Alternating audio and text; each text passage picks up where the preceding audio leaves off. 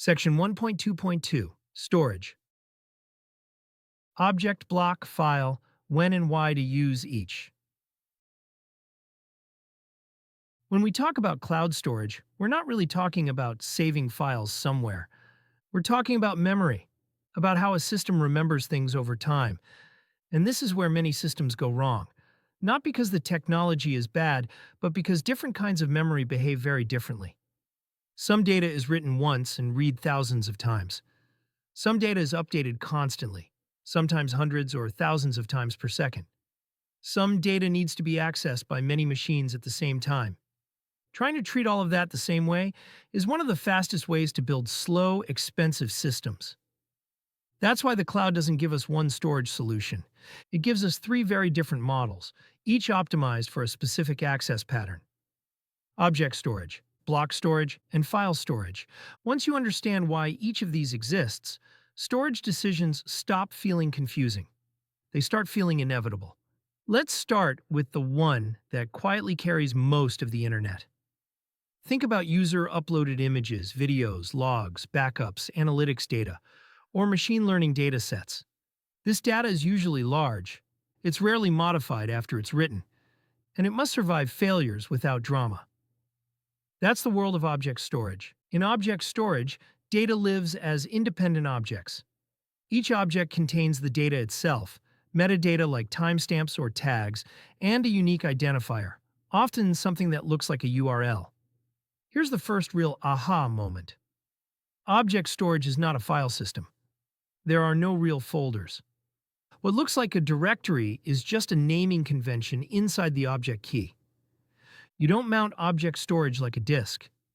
You don't read and write bytes at offsets. You interact with it through APIs, usually over HTTP. This design choice explains almost everything that follows. Because object storage avoids file system semantics, it can scale to absurd sizes, petabytes and beyond, while remaining extremely durable. Data lives independently of any single machine. If compute nodes disappear, the data stays. This is why object storage commonly offers durability measured in years and across multiple physical locations. But there is a trade-off hiding in plain sight. Accessing object storage usually happens at millisecond-level latency, not microseconds. And updates operate at the object level. You don't edit parts of an object. If you change something, you rewrite the whole object. This is where one of the most common storage mistakes appears. Object storage will happily accept almost any workload. But if you try to use it like a database, or for frequent small updates, performance and cost will punish you. Teams often discover this only after latency spikes or cloud bills start growing faster than traffic. Object storage shines when data is large, durable, and mostly immutable.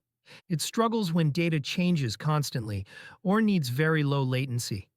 If you're asked in an interview why object storage is cheap and massively scalable, this design, whole objects over HTTP, optimized for durability, is the reason.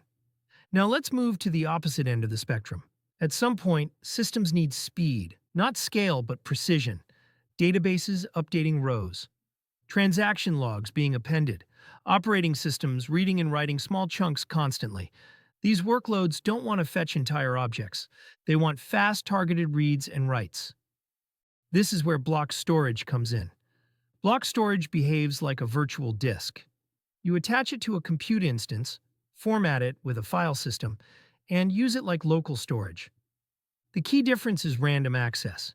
Data is split into fixed-size blocks, and the system can read or write exactly the block it needs. This allows microsecond-level latency and very high throughput. That's why block storage is the natural choice for relational databases, VM boot volumes, and transactional systems. But performance comes with constraints.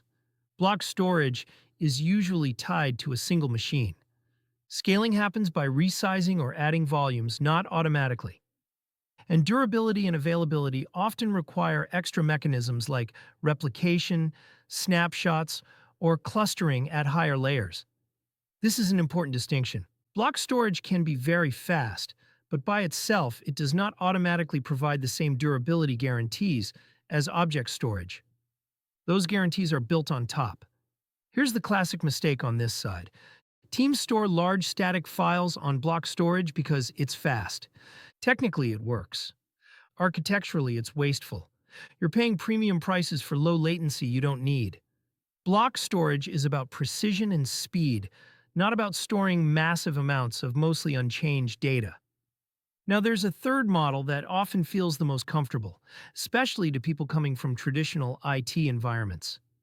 Imagine multiple machines needing access to the same files, a shared directory, a common file system with folders, permissions, and file locks. That's file storage. File storage provides classic file system semantics.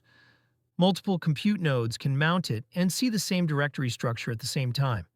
This is incredibly useful for certain workloads, particularly legacy systems and tools that expect shared file system behavior. But here's another important aha moment. Familiar does not mean optimal. File storage is usually more expensive than object storage. Under heavy concurrent access, it can become a bottleneck.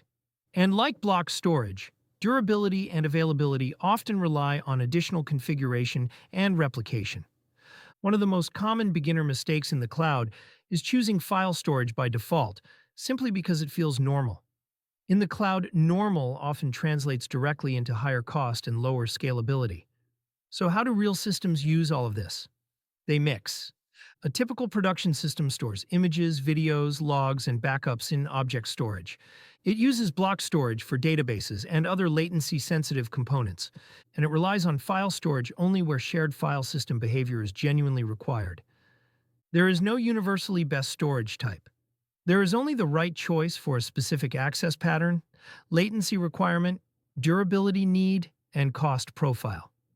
If you can explain storage decisions this way, in terms of trade-offs rather than tools, you're already answering at a system design level in interviews. And more importantly, you're designing systems that scale for the right reasons. Now that we understand how systems execute code and how they remember data, one final question naturally follows. How do all these components communicate with each other, reliably and securely? That's where networking comes in. End of section 1.2.2, Storage.